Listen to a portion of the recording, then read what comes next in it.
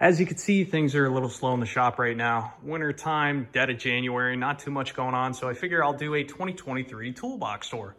So we'll go over the big toolbox right here, which I'm really outgrowing. Accessory toolbox number 1 and accessory toolbox number 2.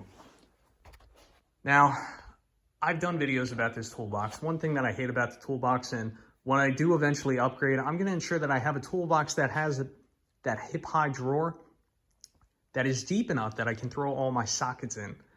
My biggest pet peeve, well, it's not my biggest pet peeve, but one thing that annoys me about this box is because I don't have that drawer where I could put all my sockets right here. I have to keep them at the top of the box.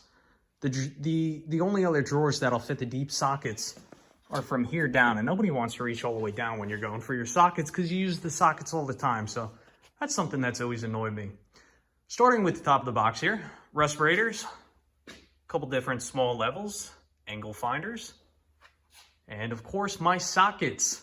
1/4-inch drive, 1/2-inch drive, then, no, excuse me, this is 1/4-inch drive, 3/8 drive, 1/2-inch drive, metric, SAE, and then in the green bin right here, I have my SAE 1-inch drive sockets. I really like to get a set of 1-inch drive metric sockets, but, you know, gotta try and pay attention to finances too. 1/2-inch breaker bar.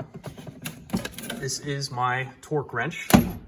Starting on the top right of the box here, I have a cheap little tap set. A couple of extractors. I'm not sure where I got these from. Haven't had a chance to use those yet. In this shop anyway. A couple of these wood bits. Masonry bits.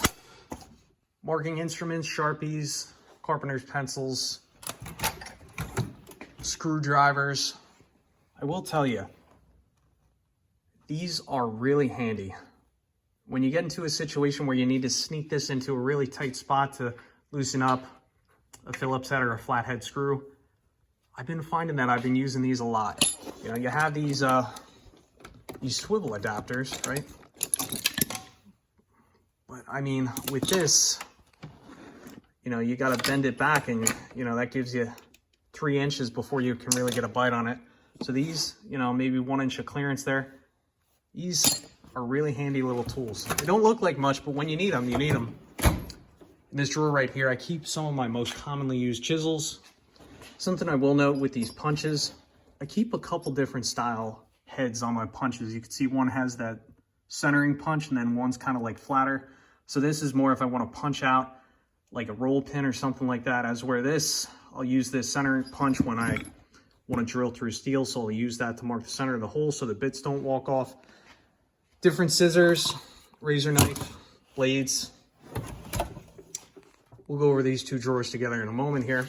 Top left, so this drawer goes along with all the sockets. So different socket wrenches, 1/2-inch drive, 3/8, 1/4-inch, couple 1/4-inch screwdriver, well, 1/4-inch driver heads, whatever you want to call them.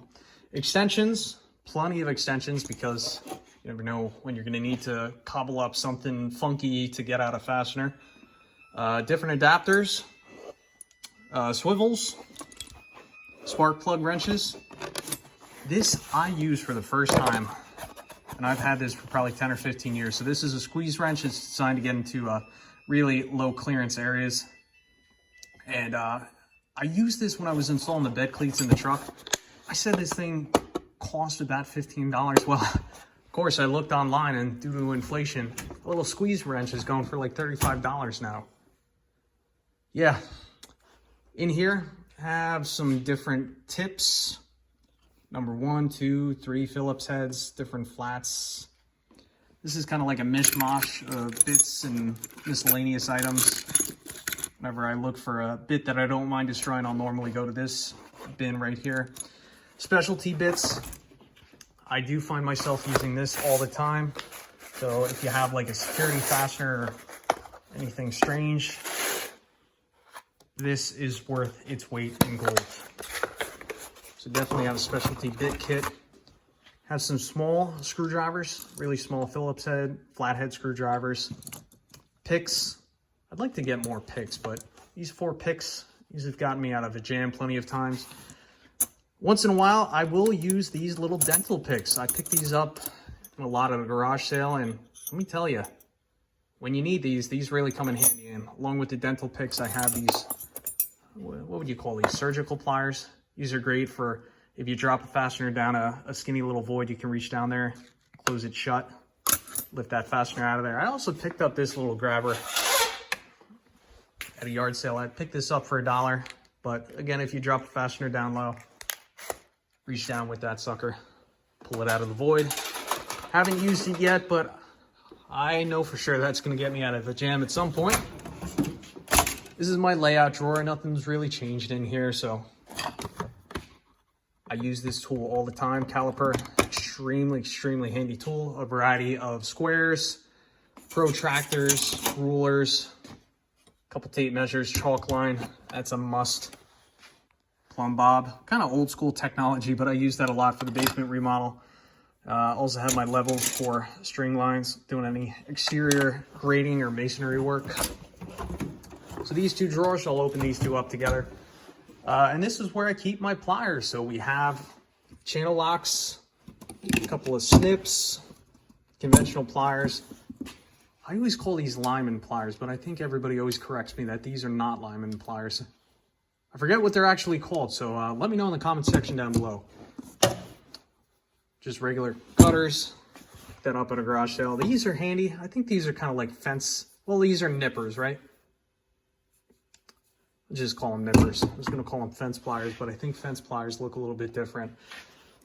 Some of my scrapers, I'll keep my nicer drywall scrapers. See, I have all these storage bins on the shelves up over here, and each storage bin is designed for a specific task. So out on the table right now, I have my painting bin out because I've been doing a little bit of painting. And one of these bins is for drywall. And in that drywall bin, I'll keep my nicer drywall knives and sandpaper and sanding discs and stuff like that. So these are just kind of like my garbage scrapers. So I'll use these for like Bondo or scraping off residue and stuff like that. Various needle nose pliers. Have my smaller pliers over here on the left. So that is those two drawers. Figure we'll go down on the right side. Adjustable wrenches, vice grips, very handy. Snap ring pliers, plumber's wrenches. I think the proper term for those are monkey wrenches, if I'm not mistaken. This is definitely one of my favorite drawers. Use this drawer all the time. So this is my electrical drawer, specifically for 12-volt automotive work. And then a supplement tool I have to that drawer over here is the Power Probe. Definitely one of my favorite automotive tools for electrical diagnostic work. But here I have a couple different bins of just common connectors, heat shrink tubing, couple different sizes there. I've been using these a lot lately and I love these. So these are the heat shrink connectors with the solder. I'm having a little bit of trouble trying to open these up with one hand right now, but there's 3 different gauges. Or maybe 4 in here. Yeah, there's actually 4, right? White, red, blue, and yellow. And you just got to be careful not to apply too much heat too quickly because you will burn through the outer jacket. But when done properly, these connectors are really starting to grow on me. I'm really liking those connectors. It's a lot easier to do that over the conventional method where you'd have to twist the 2 wires together, or well, slide the heat shrink over 1 wire, twist the 2 together, solder it, and slide the heat shrink back over, and then close up the joint. Or the connection rather. As where with this kit, it's just one and done. So really love those connectors. And also just, you know, some of those solder connectors. Those are nice because you can pinch down on the wire, then fill the solder in, and then throw the heat shrink over that as opposed to twisting the wires together. So I was using those for a while, but this is really my go-to method for connecting wires together. Have various color electrical tape. I also keep my Blue Monster Teflon tape in this drawer. Love my Blue Monster. I love this stuff much better than the white tape. I feel like that seals up so much better. A couple of alligator jumper wires, miscellaneous heat shrink tubing. These are channel lock crimpers, little cutters on the end. And I only use these for wire because I do not want to ruin the jaws. But with this crimper, I love using this crimper in conjunction with this auto stripper. So auto stripper is a wonderful tool. You can adjust the amount of grip on the jaws. So if you're using thinner gauge wire, obviously you turn this little dial down and it'll be gentler not to pull any wires away from the jacket. So when used properly, these two tools together are an amazing pair. And then I just have conventional strippers down there, mainly for when I'm doing interior wiring, but yeah, whatever. Just a butane torch, refillable. Power Probe makes an excellent butane torch. I really want to get one, but they're like $60. So I think I'll just stick with this one for now. Just some solder, conventional soldering iron. And I also have this small soldering iron in case I need to do any really small and sensitive repairs on like a circuit board or something like that. Automotive drawer, definitely outgrown this drawer. So where to start, right? Pry bars. Pry bars are an absolute must. Get yourself some long pry bars, short pry bars. A little syringe, no needle, but this is great for transferring fluids into differentials, transfer cases. They do make little pumps, but I like the syringe. It just seems to last a little bit longer. Seal puller. I recently got that, and I used that tool for replacing the seal on my transfer case. And let me tell you, that is the right tool for the job. If you don't have one, think about getting one. I think these are actually for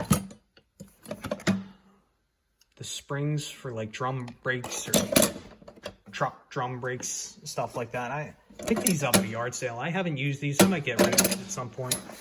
Trim removal tool kit. So there's just various plastic tools for removing automotive trim so you don't mar any surfaces. A little cheap compression tester gauge, strap wrench, oil filter wrench, this vice grip chain style strap wrench. I got this at AutoZone probably 10 years ago for 20 bucks, and I use this thing all the time. This is a great tool to have. You have like a cylinder, you're trying to release something round and you're trying not to put too many marring marks in it. That's a pretty darn good tool right there. Have a basic scan tool. I would like to upgrade. I'd really like to get the 4-scan. I will do that at some point, just not right now. Still keep the Makita down here, driver, as well as the drill. So I make sure I get each one placed in the right section in the case. Just use the paint marker there. I also did recently get this Makita 1/2-inch impact. I haven't really had a huge chance to use this yet. I would like to do a review on it in the future. You can see the box is still on the table over there. So I am really excited about getting that tool. And finally, the bottom drawer on the right, Sawzall, corded sander. This is just kind of like miscellaneous stuff. Corded drill, and of course, carbide tipped Sawzall blades. If you're going through metal, get the carbide tip. Thank me later. Left side of the toolbox, box wrenches. Open. This is the open end of box wrenches, right? I'll keep some of the larger wrenches in the back. I'd love to get a complete set. These are wrenches that my fiance's father actually gifted to me. I guess they did a clean out and he didn't really have a use for them. So I graciously took them. And I would like to have a bigger set, but in the future, also have some really small box wrenches. Nothing fancy. Love to get some of the auto ratcheting ones in the future too, but in time. PPE, safety glasses, some sunglasses in there too. This drawer is currently dedicated to this little die grinder, which I think the die grinder's on the toolbox over here. This is definitely something. Oh, there goes the string. We'll leave the die grinder right. Well, I can just about get it out, but this die grinder, definitely one of my favorite investments for the shop here. It's just so handy, getting into tight spots, makes quick work of everything. It's just so much more of a pleasure to take out this little die grinder over taking out the big 4.5-inch angle grinder, especially if you're just looking to clean something up, make a small welding tack. Really handy tool right there. Headphones. I have another PPE drawer here, so some extra filters, P100s for the respirator on top of the box. Headphones, these are not impact rated, but I use this for when I'm doing a lot of spray painting, so that'll just help to keep the paint out of my eyes and I can see clearly. Black nitrate gloves. I've been using these And yeah, let's face it, I mean, unless you're rich, a lot of us guys use these disposable gloves quite a few times. And I found that I've been able to get probably 4 or 5 uses out of these gloves before they tear. So I'm a supporter of this company. Not sponsored, but they make decent gloves. What can I say? Also, just some gloves down here. I think I have a full face respirator I use once in a blue moon, but I'm a big supporter of PPE. So let's go over to accessory toolbox number 1. The top of the box, some miscellaneous hardware that I do need to eventually find a spot for in my storage rack here. So underneath the table here, just have various Loctite, miscellaneous Loctite compounds. This is what I use most of the time, this blue stick. It's starting to dry out a little bit, but it does the job. There's a couple different epoxy things down there. First drawer, files, grinding stone, sharpening stones, Scotch-Brite pads, wire brushes. This is really set up for the angle grinder. So different flap discs, different grit, grinding discs. I'm getting low on cutting discs. Diamond tipped for masonry. Grinding wheel for the bench grinder. Wire wheels. Replacement lenses for my Miller welding helmet. Consumables. Wedges. These are for handle replacement and repairs for wood handle tools. Again, this is all welding equipment, so different stick electrodes. This is 030 solid core welding wire from my MIG welder, and that is flux core wire. 10-pound spools. I always like to keep stocked up on that, because when you run out, it sucks to have to run out to the store to grab more, so try to stay stocked up on stuff like that. This is just a various hardware drawer. I put these kits together maybe 7 years ago now, something like that. And let me tell you, having these little diagrams on the box that identifies what the fastener looks like is really handy when you're trying to match a fastener. Like if I need a wood screw with that style head, I don't know what it's called, but you can just pull out this kit and instantly tell that's the right kit for what I'm looking for. And in here is just, like I said, various hardware. You know, these little washers, I've collected these over the years and just separated them. And anytime I find myself obtaining washers at yard sales and I get some free time, I'll just sort them, throw them in the kit right here. My time's starting to become, not to sound like a narcissist, but you know, my time's starting to become a little bit more valuable than what it was back in the day, you know, 7, 8 years ago. So I find myself doing this a little bit less, but if you have the time, sorting hardware is such a handy thing. One thing I will still sort is metric hardware. So anytime I get some metric hardware, I'll go over to my thread checker right here, just the metric and the black. I'll sort it out, and then I'll throw it in one of these hardware bins, because I find myself using these little metric hardware bins all the time. You can see there's just a variety of fasteners, washers. This is something I'd recommend every shop has, just a little bin with a decent variety of metric hardware. Of course, if you have the space, definitely get the SAE storage bins as well. Picked this up on Facebook Marketplace, added this the wood bracing over here to prevent it from falling down. But yeah, I'm a big proponent of fasteners and fastener storage, so if you have the space, definitely go for it. We're coming up on 20 minutes now. This is just extra LED lights. I got these cheap on Amazon because they were returns, so these came used but like new, so got a really good deal on that. Extra rock lights for underneath the truck. I have a video on that. Just miscellaneous stuff, you know, hot glue gun. Hot glue gun is very handy. Finally, we'll go over to what did I call this? Accessory toolbox number 2. Starting in the top of the drawer here. Just some old things I like to hang on to. This is one of my prized possessions. Simmons crosscut filing gauge. I don't really do too much with crosscut saws now, but this thing is pretty sentimental to me. I was looking for a number, but here it is. Number, no. That's for the setting hammer. So I'm not 100% sure what number this gauge is, but that's the original reading manual that came with this filing gauge. This thing has got to be around 100 years old, if not older, so that's definitely one of my prized possessions right there. I'd like to replace this toolbox at some point. But we have more storage for chisels, some wide masonry chisels. I actually made a few of these. When I used to do blacksmithing, I used to go to the local mechanic and ask if he had any springs that I could have. So this is actually a chisel I made out of an old coil spring. Haven't really used it, but I made it. This is Overflow for drill bits.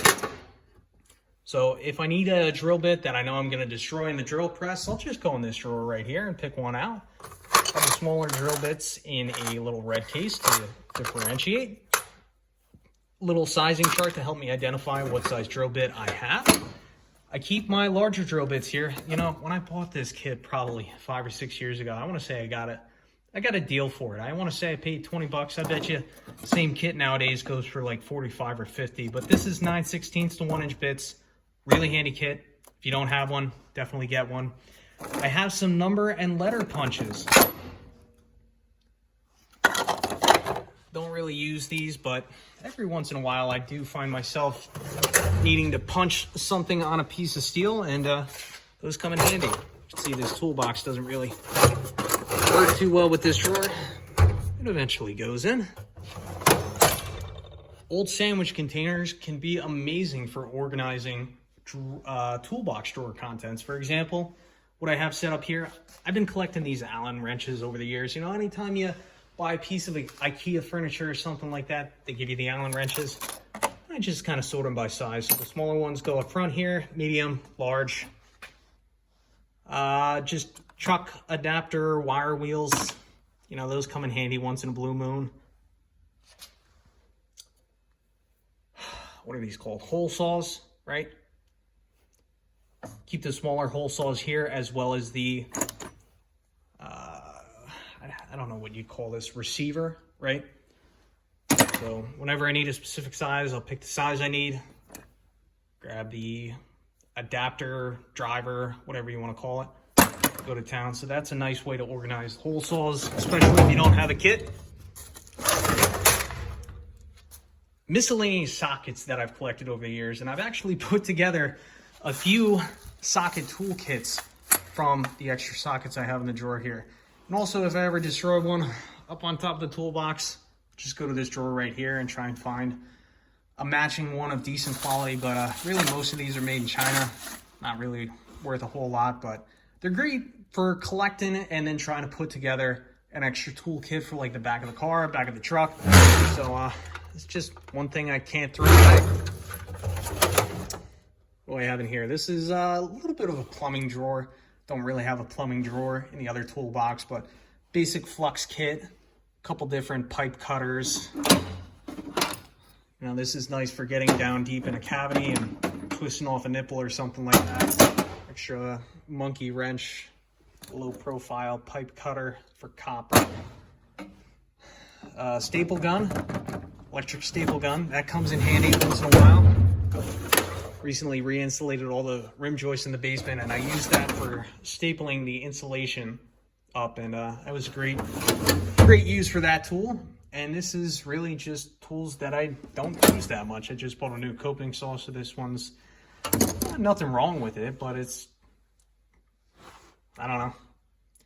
It's in the Island of Lost Toys drawer. So this video has gone on for just about 25 minutes, so I'm going to go ahead and close this video. Thanks for sticking with me this far. And if you have any questions or comments, or if you want to let me know what you want to see next, please leave a comment down in the comment section below. That's it for this video. Thanks for watching, and as always, I will catch you on the next one.